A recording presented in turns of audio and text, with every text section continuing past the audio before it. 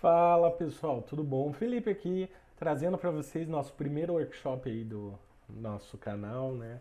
Hoje nós vamos estar fazendo uma aplicação ponta a ponta, né? Hoje, nesse primeiro episódio, nós vamos estar fazendo o nosso ambiente web, vamos estar explicando um pouquinho do conceito aí por trás dessa aplicação que nós vamos fazer, tá?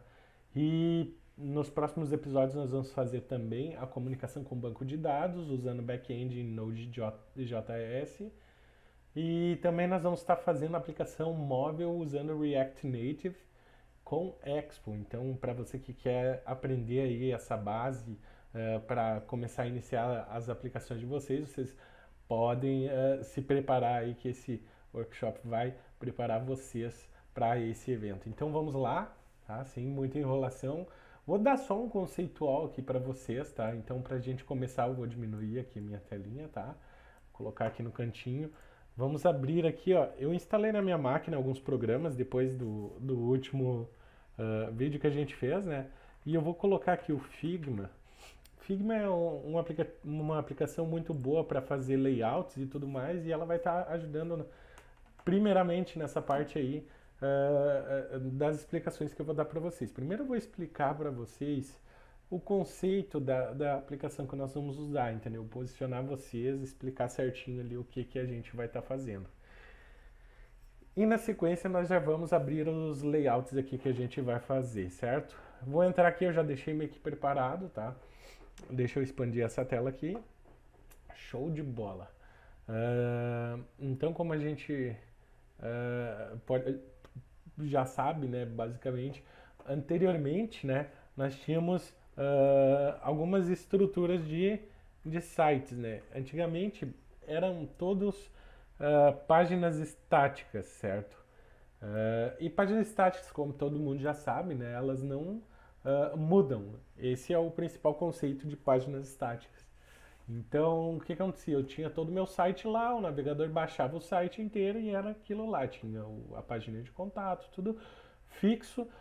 Não dava para fazer muita coisa com esse tipo de conteúdo, mas já serviu e serve, né, para muita coisa esse tipo de página estática. Ela tem um desempenho mais rápido porque já está tudo pronto, né? É só baixar os arquivos do local, do repositório, e exibir para o cliente. Então, já está tudo pronto lá. A segunda abordagem que eu ia explicar para vocês é as páginas dinâmicas, tá? E aí eu vou começar explicando pelo modelo que nós vamos usar e em seguida eu falo de um outro modelo também que é muito usado, mas que não vai ser esse que a gente vai usar. Tá? Então, basicamente, páginas dinâmicas são páginas que nós vamos tirar as informações de dentro de um banco de dados, tá? E vamos começar a montar elas em tela para devolver para o cliente. Nesse nosso caso que nós vamos fazer na nossa aplicação, ela é uma página dinâmica que ela é renderizada, né, que ela é montada no lado do cliente. O que acontece? Quando o nosso cliente, que pode ser a aplicação móvel ou pode ser o navegador de internet, abrir, por exemplo, esse recurso aqui, github.com, vamos supor, né? O cliente vai baixar do servidor uma aplicação que vai estar rodando no navegador ou no dispositivo que já vai estar rodando, né? Ele vai baixar essa navegação. E o que acontece então? Eu vou ter na minha aplicação, vou ter os dados dela e ela vai fazer esse primeiro download aqui, tá? Em seguida, por exemplo, eu criei uma rota aqui que eu estou procurando o usuário Dev Challenge dentro dessa minha aplicação, tá? O que acontece? Quando eu faço isso, ele vai fazer o seguinte: servidor, me dá todos os dados desse camarada aqui, ó.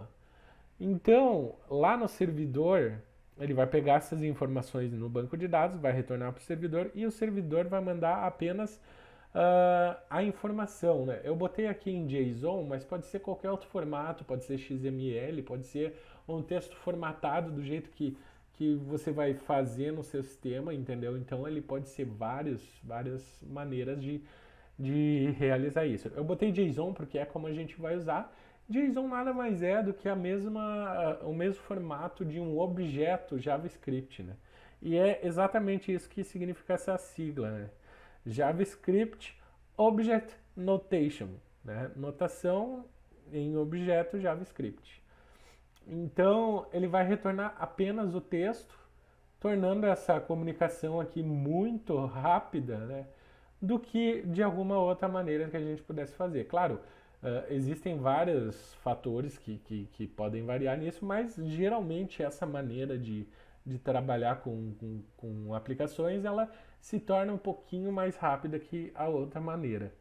Eu vou montar aqui o layout da outra maneira e retorno aqui para vocês. Então, galera, como eu tinha comentado com vocês, né, aqui a gente tem as páginas dinâmicas como quando elas são renderizadas do lado do servidor. Ela é muito utilizada por PHP, quando a gente, sei lá, trabalha com WordPress da vida, a gente usa algo como isso, né? Então, basicamente aqui, quando o nosso navegador ele faz uma requisição, né, para o servidor vai procurar dentro do banco de dados aquela rota, aqueles dados que tem lá, certo? Ele pega então esses dados desse link que a gente acessou primeiramente, ele passa por um modelo, por um template, né? E ele começa a gerar a página HTML que nós vamos ver. Tá? Então o servidor faz todo esse processamento aqui e entrega então a página completa em HTML para o navegador, certo? Quando o navegador abrir uma outra rota na aplicação, ele vai fazer a mesma coisa. O servidor vai no banco de dados, pega todos os dados necessários, passa no template, modelo e novamente gera uma página HTML nova que o navegador vai ter que baixar. Tá? Então, esse tipo de aplicação ele tem um outro custo e um outro detalhe é que nesse tipo de aplicação eu vou precisar ter uma outra estrutura pro aplicativo móvel, certo? Na nossa estrutura anterior, a gente não precisava disso porque a estrutura do servidor trazendo apenas os dados do banco de dados e ele gerando na nossa aplicação fazia já suportava tudo que a gente precisava, certo? Então, basicamente, esse aqui é o conceito de server-side rendering e de client-side rendering para páginas dinâmicas, certo? E nós vamos estar trabalhando, então, com o primeiro modelo que eu apresentei para vocês, tá? Eu vou deixar esses modelos juntos no nosso repositório para vocês poderem consultar depois e tirar dúvidas de acordo com o que vocês quiserem, certo? Mas vamos lá, vamos iniciar o projeto e vamos partir para o código agora. Certo, pessoal, então eu abri aqui no Figma também, né, o layout da aplicação que nós vamos estar desenvolvendo essa semana, tá? Então a aplicação que eu me baseei nessa época do ano, que nós estamos no Natal, certo? Ela se chama Cartas para o Papai Noel. O que essa aplicação vai fazer, certo? Essa daqui é a nossa landing page aqui, ó, que é o que vai abrir quando a gente iniciar a aplicação web. Né? Nós vamos poder ver as cartinhas cadastradas por cidade, né? E eu já vou mostrar aqui para vocês como é que é essa visão, tá? Nós vamos ter aqui o estado e o município para a gente poder selecionar no nosso catálogo e aqui embaixo vai aparecer então um card com o nome da pessoa que mandou a cartinha, a cidade e estado, a cartinha em si e o método de contato, tá? O botãozinho de voltar, volta para a landing page, tá? Caso a gente precise voltar. E a gente vai então ter esse nosso botãozinho de ação aqui, que é o de criar a cartinha que vai abrir essa segunda tela aqui embaixo, né? Eu dei só uma ajustar na tela, mas obviamente aqui vai ter uma margenzinha aqui em cima para não ficar tão feio, né? Mas a nossa tela de dados é essa aqui, né? É o nome, estado, município, sobre que no caso seria a nossa cartinha, né?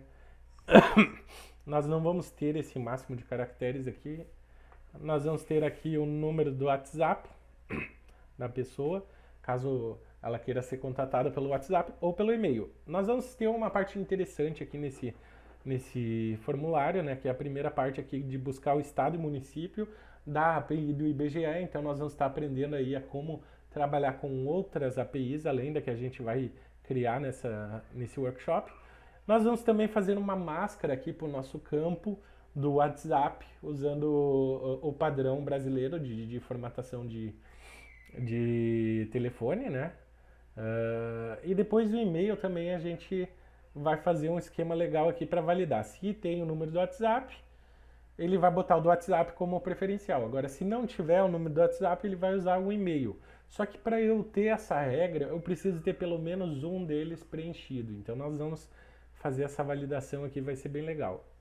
E o nosso botão de confirmar, que dando tudo certo, vai nos levar para essa tela aqui, certo?